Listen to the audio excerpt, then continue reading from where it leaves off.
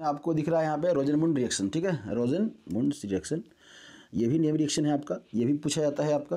देखिए जितने भी नेम रिएक्शंस हैं आप उनके रिएक्टेंट्स याद रखिए, उनका प्रोडक्ट क्या बन रहा है वो याद रखिए, और रिएजेंट क्या यूज हो रहा है, यही 3 इंपॉर्टेंट है।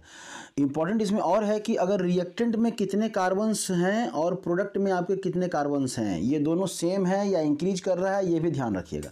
तो ऑब्जेक्टिव में आपको कभी भी पूछ देगा कि कौन सा प्रोडक्ट बनेगा, तो अगर रिएजेंट और रिएक्टेंट याद रहेगा और आपको दिखेगा कि नंबर ऑफ कार्बन इंक्रीज कर रहा है, तो वहाँ इंक्रीज वाला आप बना सकते हैं आसानी से, बहुत आसान है। अगर एक बार आप ऑब्जर्व कर लेना, तो हम लोग चलते हैं रोजनमुंड रिएक्शन पे। लिखा है this reduction takes place in the presence of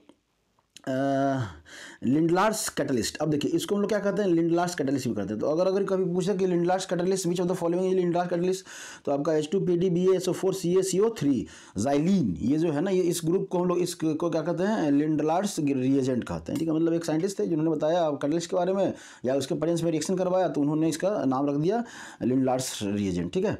तब है यहाँ पे दिखा गया एसाइल ग्रुप है, यहाँ पे आपको एसाइल ग्रुप आपको दिख रहा है। एसाइल ग्रुप जो है ना रिडक्शन करना है, रिडक्शन करना है मतलब मोर इलेक्ट्रोनेगेटिव एलिमेंट्स को हटाना है और लेस इलेक्ट्रोनेगेटिव एलिमेंट्स को ऐड कर लेना है, ठीक है, या ऑक्सीजन को हटाना है और हाइड्रोजन को ऐड कर लेना है, ठीक है।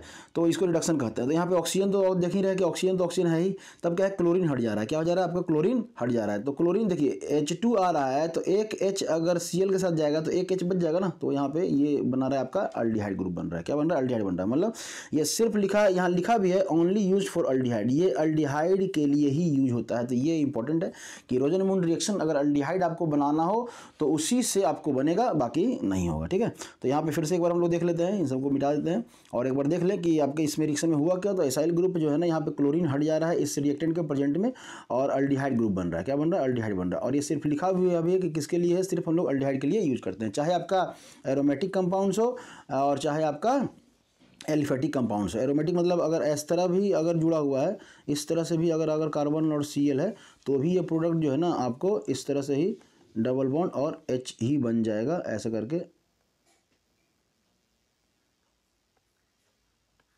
ठीक है, ऐसा करके। समझ में आ रहा है, ठीक है। यही है आपका रोजनमुंड रिएक्शन। Thank you.